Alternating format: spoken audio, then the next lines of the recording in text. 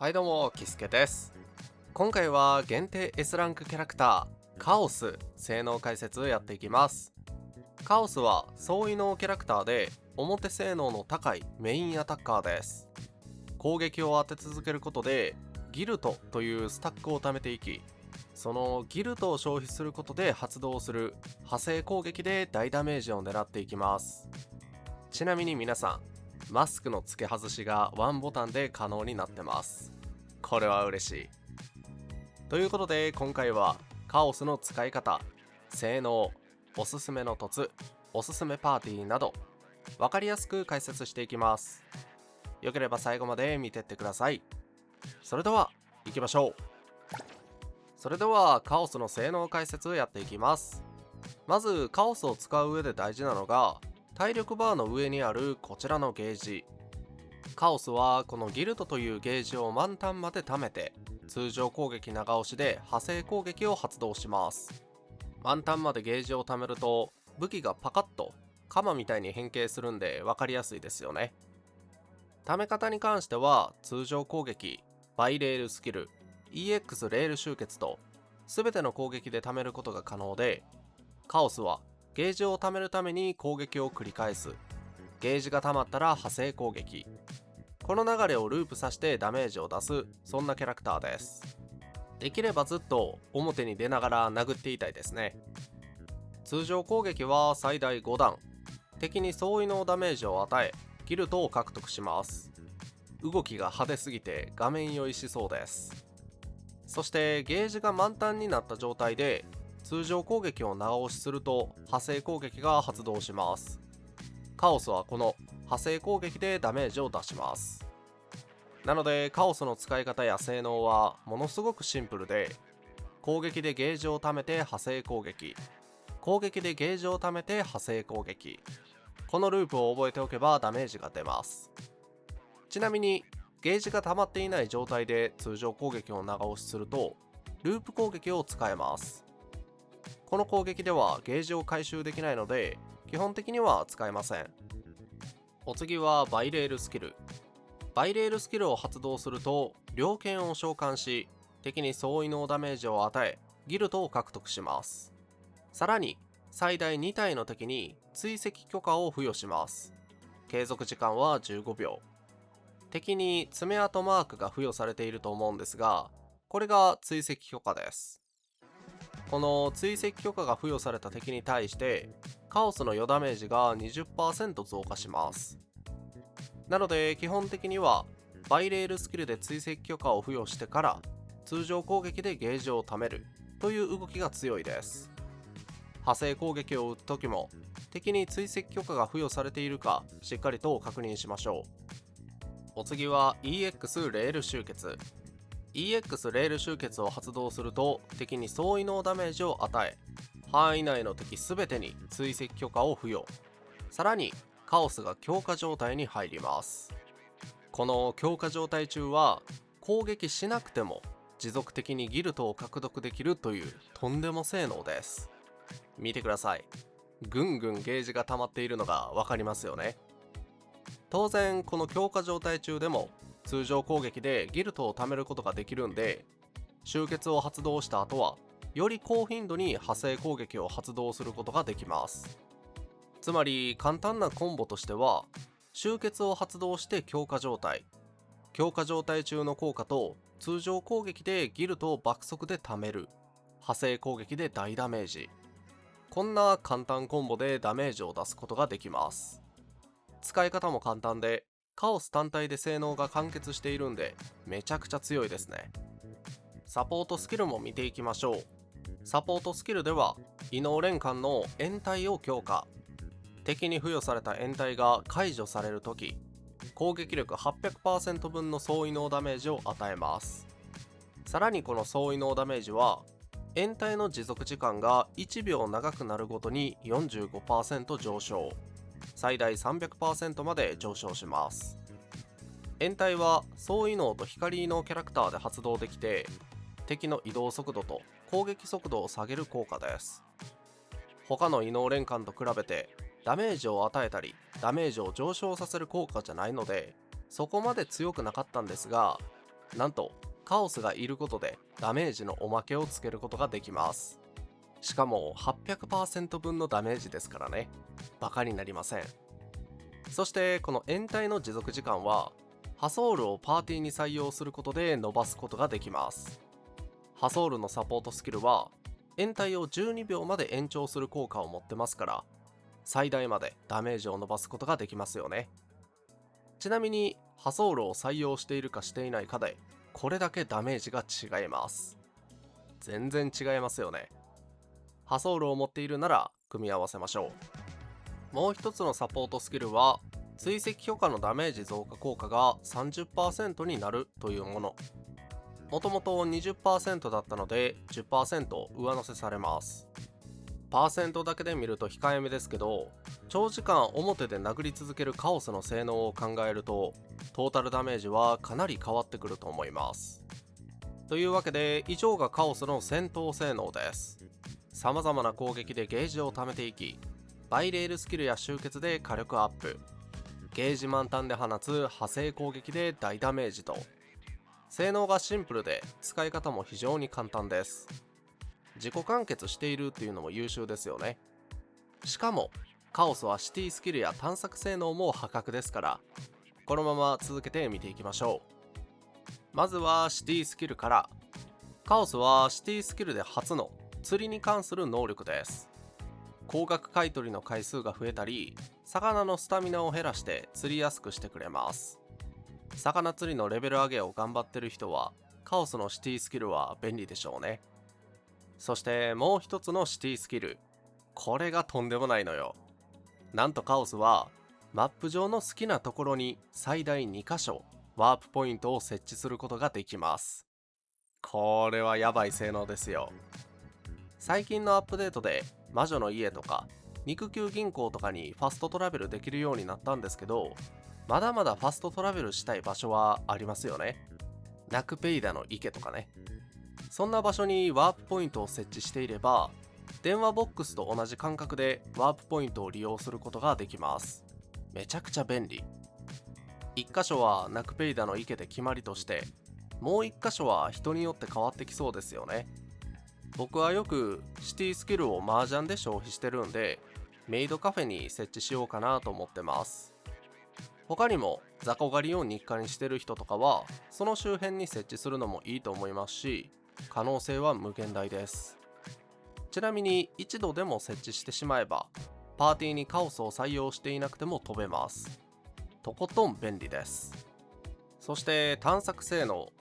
カオスは落下攻撃をするとなぜか周囲の敵をハイライトしてくれます。雑魚狩りで素材集めしたい時とか、肉球大強盗で目当ての敵を探したい時とか、そんな時に使えますよね。意外と役に立つ探索性能かも。ここからはカオスの育成解説やっていきます。まずスキル育成優先度なんですが、通常攻撃が最優先、時点で EX レール集結、時点でバイレールスキル、時点でサポートスキルです。通常攻撃はゲージを貯めるために振りまくりますし、カオスのダメージ源である派生攻撃も通常攻撃を育成することで火力が上がります。使用頻度が桁違いなので育成しましょう。で、集結とバイレールスキルに関してはカオスがメインアタッカーという特性上、これまたよく使えます。特に集結ですかね。強化状態に入るための重要なスキルなので育成優先度は高め。サポートスキルはそれら3つを十分に育成してからで大丈夫です。続いておすすめ小判について。最適はモチーフ小判、オムニデザイアが最適。攻撃力とクリティカル率、装備者の総移動ダメージアップ、さらに装備者がバイレールスキルまたは EX レール集結を発動時、自身のクリティカルダメージアップと、めちゃくちゃ強いですよね。もはやモチーフ小判が本体なんじゃないかと思えるほどです。総移動ダメージアップに関してはキャラを選びますが、バイレールスキルか集結を使えばクリティカルダメージが上がるというのを考えると汎用性も高そうです。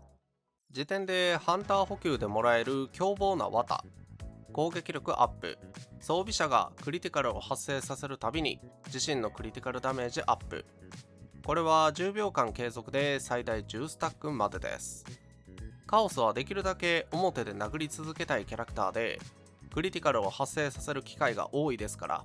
簡単に条件を満たせます。ハンター補給に課金してて、モチーフは引かないという人は装備させましょう。時点で A ランク小判の5日は終わる。この小判を装備する場合は、小判効果を発動させるために3種類以上の属性が必須になります。パーティーを組むときは注意しましょう。おすすめギアはストリート剣王が最適。2セット効果で総異能ダメージプラス 10%、4セット効果でクリティカル率プラス 14%、味方チームが炎体または新戦を発動するとクリティカル率が追加でプラス 14%。おすすめメインステータスは総異能ダメージ、時点でクリティカル率またはクリティカルダメージ、時点で攻撃力パーセント。サブステータスはクリティカル率またはクリティカルダメージ、時点で攻撃力パーセント、時点で汎用ダメージです。カオスはメインアタッカーなので火力につながるステータスを取っていきましょう。それではカオスを使ったパーティー編成例を見ていきます。最適編成はカオスのサポートスキルを有効活用する炎体パーティー、カオス、主人公、ハソール、ハニアです。ハニアでパーティー全体を強化。主人公の即時連関でカオスやハソールを出して炎体を発動。カオスのサポートスキルを最大強化するために炎体の持続時間を延長できるハソールを採用してます。注意してほしいのが、ハソールがいることで炎体が12秒になるんですけど、重ね掛けすると継続時間がリセットされてしまいます。カオスの能力は炎体が切れたタイミングで総異能ダメージなので、ここはしっかりと意識する必要があります。ただ主人公のバイレールスキルはクールタイムが16秒なので、それを目安に立ち回ればミスはないかなと思います。続いてハソールを持っていない場合の編成、カオス、主人公、ほとり、助演です。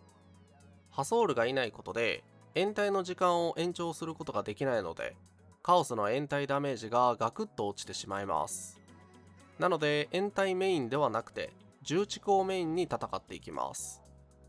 重蓄は光異能、総異能、霊異能キャラクターが揃うことで発動できて、発動することで集結エネルギーがたまります。集結が強力なカオスに合ってますよね。しかもほとりの時間停止集結までありますから、ほとりの集結がたまるまでカオスが表で戦って、集結がたまれば時間停止といったように7里と組み合わせた時みたいに立ち回れば大丈夫です。最後は無課金で組める編成、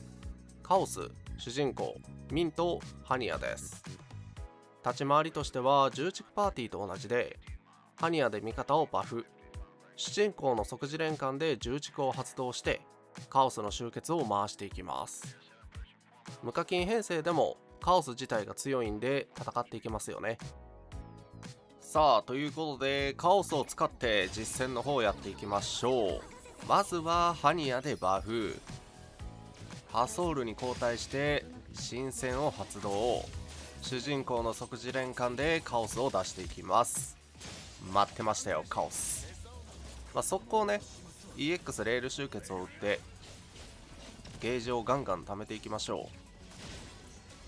う。ちょっとねカオスの弱点として被弾がね結構多いこれはねプレイングスキルの問題だろうって言われたらそれまでなんですけど、やっぱ今戦ってるマモンみたいに、攻撃頻度が高いとカオスの派生攻撃がね結構モーション長いんですよね。そこがちょっと性能はシンプルやけど、こう狙うところはしっかりと見極めないといけないっていう、しっかりアクションの面白さも残したそういうキャラクターになってるんじゃないかなって思いますかね。で今使ってる炎体パーティーに関しては本当もうカオスが表でガンガン殴ってるっていう、もうそれだけ。ここぞというタイミング、バフが切れたなって思ったらハニアでバフを入れ直して、で連関値が溜まったら主人公に切り替えて即時連関でまた炎体を発動していくっていう、あとはハソールがいるんで12秒後に大ダメージが入って、その間ずっとカオスが表で殴って魔門を討伐していくっていう、かなり分かりやすいパーティーでかっこいいですね。それでは覚醒効果とおすすめ覚醒を解説します。まず1凸、カオスが追跡許可状態の敵を攻撃した時、追加で 40% のギルトを獲得します。派生攻撃の頻度が上がるんで強力です。続いて2凸、カオスが追跡許可状態の敵を攻撃した時、防御力を 20% を無視します。シンプルに火力アップ系の効果です。続いて3凸、カオスが EX レール集結を使用するとクリティカルダメージプラス 30%、20秒継続します。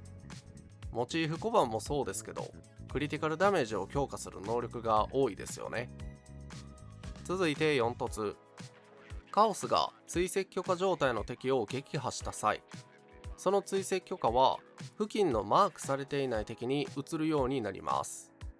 雑魚狩りが楽になる効果です。続いて5凸、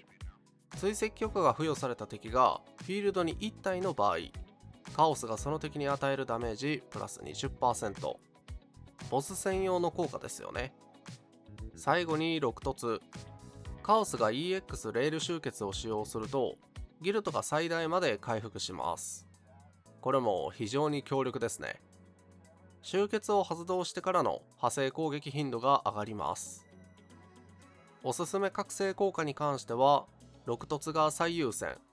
時点で2凸、時点で1凸、時点で3凸、時点で5凸、時点で4凸です。4凸以外は正直どれとっても強いんですけど、6凸は使用感が変わる分かりやすい強さですよね。6凸を取れば集結後に確定で派生攻撃を打てて、そこからゲージを貯めていけるんで3回は派生攻撃を打ち込めます。ダメージがかなり変わってくるんでおすすめです。覚醒効果が分かったところで、モチーフ小判か1凸、どちらを優先すべきか解説します。結論から言うとモチーフ小判がおすすめ。覚醒効果もめちゃくちゃ強いんですけど、ちょっとモチーフ小判が別格ですかね。攻撃力とクリティカル率を上げてくれて、かつクリティカルダメージががっつりと盛れるんで超強いです。総異能ダメージアップに目をつむれば簡単にクリティカルダメージを盛れることから汎用性も高そうなんでね、モチーフ小判を優先させましょう。それでは最後にカオスを使ってみての感想、強み弱み、どんな人におすすめか話していきます。まず強みとしては、表性能の高い総異能アタッカーだということ。総異能キャラクターでメインアタッカーというのは地味に貴重です。ハソールはサブアタッカーですし、エイはね、さすがにカオスには及ばないんで、総異能アタッカーは持っておきたいです。カオスは自己完結しているキャラクターですし、引いてすぐ強いパーティーを組めます。特にパーツが不足している感じもないですし、ダメージもめちゃくちゃ出るんで優秀です。そして性能がシンプルだということ。カオスのダメージの出し方はゲージを貯めて派生攻撃、言ってしまえばこれだけですからめちゃくちゃ簡単です。あとはゲージを貯めながらバイレールスキルや集結で敵に追跡許可を付与して効率よくダメージを出していきます。このシンプルさは強みですよね。そして探索性能のワープポイント設置が便利すぎる。広いマップにワープポイントが2つ増えるだけでもありがたいのに、自分で好きな場所を指定できますからね。これほど便利な能力はないですよ。ナクペイダの池に置くもよし、釣り堀に置くもよし、雑魚狩りスポットに置くもよし、可能性は無限大です。普段の日課が便利になること間違いなしです。逆に弱みとしてはハソール依存度が高めですかね。これはカオスを重築パーティーで使えば解決するんですけど、やはりサポートスキルを最大限発揮させて使った方が強いです。性能解説の時にも話しましたが、ハソールがいるかいないかで延滞終了後のダメージが全然違います。最終的な DPS がかなり変わってくるんで、ハソールは持っていたいですね。ただ工場 S ランクキャラクターに関しては最悪ショップで交換してしまえばいいんで、カオスのためにハソールを交換するというのもありかなと思います。以上のことを踏まえてどんな人におすすめなのか。まずカオスが推しだという方。カオスは初の男性限定キャラクターですから待ち望んでいた人も多いことでしょう。性能もしっかりと強く表性能の高いメインアタッカーなので推しだから引くというのはありです。次にハソールを持っている人。ハソールを持っていればカオスの性能を最大限発揮できます。約12秒に1回ペースでとんでもないダメージを出せますからめちゃくちゃ相性がいいです。ハソールさえいればあとは主人公とハニヤを添えてあげれば強いパーティーが組めますから、ハソールを持っているなら引くことを検討しましょう。最後に限定アタッカーを1体しか持っていない人。ナナリかレクイエムどちらかしか持っていないという人ですよね。そんな人は2体目の限定メインアタッカーとして引いておくことをお勧めします。カオスはナナリやレクイエムと遜色がないほど強力なキャラクターですし、2パーティー要求されるコンテンツもすでにありますからね。そんな人は引き得です。以上のことを踏まえて引くか引かないか検討してみてください。いかがだったでしょうか。今回は限定 S ランクキャラクターカオス性能解説でした。ゲージを貯めて派生攻撃をぶっ放すシンプルながらも強力で超かっこいいキャラクターでしたね。メインアタッカーが揃ってない人は引いた方がいいと思います。皆さんはカオスに関してどう思いますか？よければコメント欄で教えてください。このチャンネルではこれからも NTE に関する動画を上げていきます。この動画が良かったなと思った方は高評価で応援、チャンネル登録していただけると嬉しいです。最後までご視聴ありがとうございました。さよなら。